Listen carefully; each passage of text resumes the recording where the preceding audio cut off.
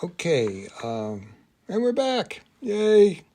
In this recording, I'm going to read an email that I have sent in to Steve Istall at the How to Hunt channel and give you the photos and things that I sent in with it.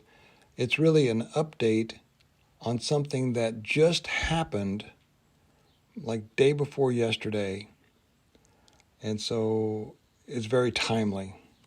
Today is like the 22nd of July. It's Sunday.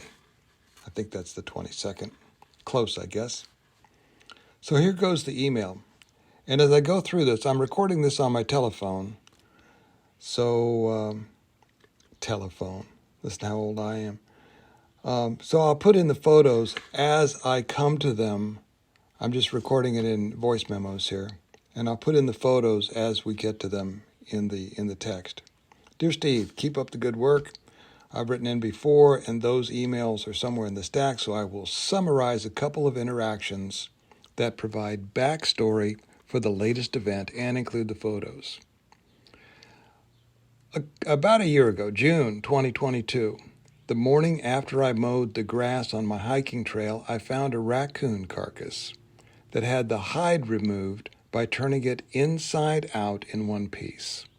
The hide was still attached at the nose and the paws.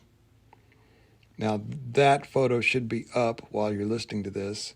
You probably can't zoom into it on YouTube, but if you did, you'd see that it looks like a possum because of the color, and that's the inside of the hide that gives it that possum color. Okay, going on. 5 days later, the morning after I mowed again, I found another raccoon carcass a couple 100 feet further down the trail with the same MO. No blood, guts scooped out in a neat pile, no tufts of fur, no claw marks, bite marks, cut marks, etc. Okay, leaving the email there again. It's a weird-looking thing, the second one, and it was done slightly different than the first one. But again, it's the same thing. The hide is turned inside out. This spring, and that would be like May of this 2023, I believe. This spring, I discovered another Illinois person. He's also got a YouTube channel. I think it's Unacknowledged and Unknown, I think is the name of it. Another Illinois person had discovered a deer carcass on the Vermilion River near Peoria with the hide turned inside out as it was pulled over the head and young antlers. And I just saw a buck this morning on our farm with velvet on the antlers, so it was probably about this time of year when they found that hide. I posted about this on my YouTube channel, and a subscriber to my channel, and that turned out to be Maine Mermaid 6596. Thanks for that comment, my friend. And a subscriber to my channel said the carcasses were probably a gift of the hide. I just thought they were like picnic leftovers. I told Sabe I finally get it, and sorry, I meant no offense, because I didn't do anything with the other two. I was afraid somebody walking my hiking trail would be like grossed out by finding this in the middle of the trail. So I disposed of those. And I disposed of it because we actually do not need DNA of a Sasquatch. The studies are complete. There's plenty. Melba Ketchum has the DNA that she needs for that. Okay, so going on. You all know what animal does that skin a cat thing with the hide, right? No animal anyone has ever heard of. And that's absolutely true. If it was an animal, we would all know what animal does this. So, moving on. Last week I told the Woodline that lately we have noticed lots of things, namely tree breaks, dog barks that change from bass baritone to tenor in mid-bark, other odd sounds, and the gift of a box turtle shell left in the middle of the trail that might be Sabe but might be natural occurrences. Stop right there. A lot of this stuff looks really suspicious but you could take it either way. And so this is what I told him. Back to the email. I said, if they would please give me any sign so I know for certain it is them, I would play my guitar outside on the deck for them the same evening that I find their sign, weather permitting. Now, just to stop for a moment, I play guitar in my little man cave here every night. And a lot of the things that we have been gifted, I've been in the yard outside of this building. So I'm pretty sure they're listening. And if they heard what I said, they're listening a lot. Okay, back to the email. Thursday evening, July 20, 2023, I mowed the trail. Friday evening, July 21, 2023, I took a walk and discovered a raccoon hide turned inside out with only the skull and a couple vertebrae still attached at the nose of the skull. Very clean, no blood, just like the first two. It was a few yards further up the hill from where they left the turtle shell.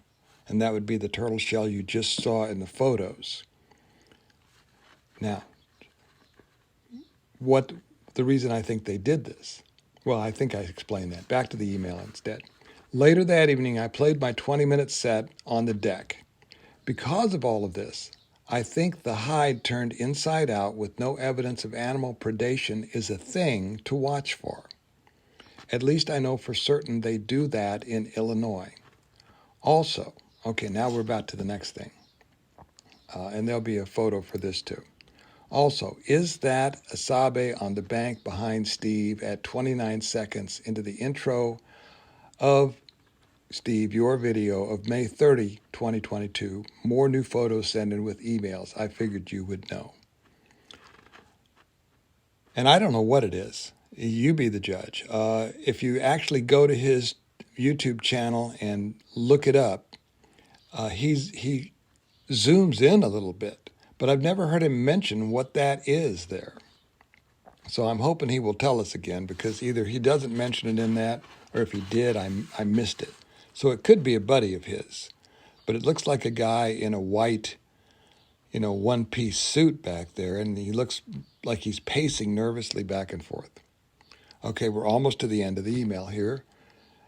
Last, if you are chosen by an intelligent, non-human species to interact with them, one placed in that position might consider how anyone should behave as a representative of the human race.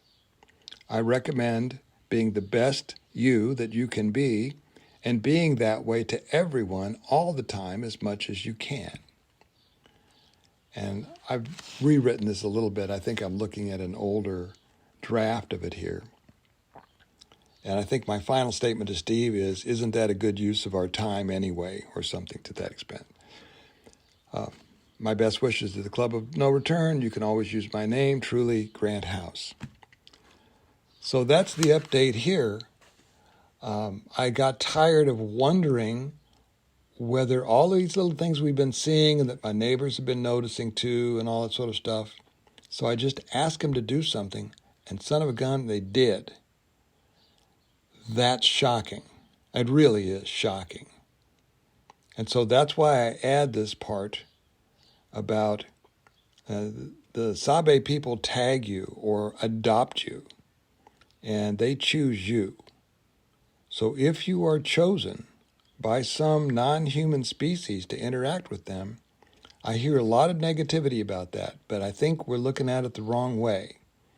I think you need to decide, how should someone thrust into that position behave on behalf of everybody else? And then, if you accept that mission, then it's a win-win for everybody. But also, you're going to have to behave that way to all of the human beings you know, because it would be hypocritical just to try to show your good side to somebody who doesn't know you very well, if you really remain a very difficult person to all the people that you see every day. And that, I think, is the crux of the problem for humanity at this moment, because, boy, it's tough to change yourself. So they say all roads lead to the same, all the rabbit holes lead to the same location. And I think the location that they all lead to is the need for humility and compassion and love amongst all human beings.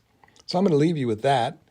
And I think also I'm going to try to put together a fireside for the Baha'is. I've been researching the Baha'i writings, and Baha'is are just basically a cross-section of the human population, and a lot of them don't know or care anything about the topic that we're researching here. But if they ever do, or if you ever encounter them, you may want to give them some of the quotations from their own writings to bring them up to speed. I will see you next time. Be well. I'll see you then. Bye.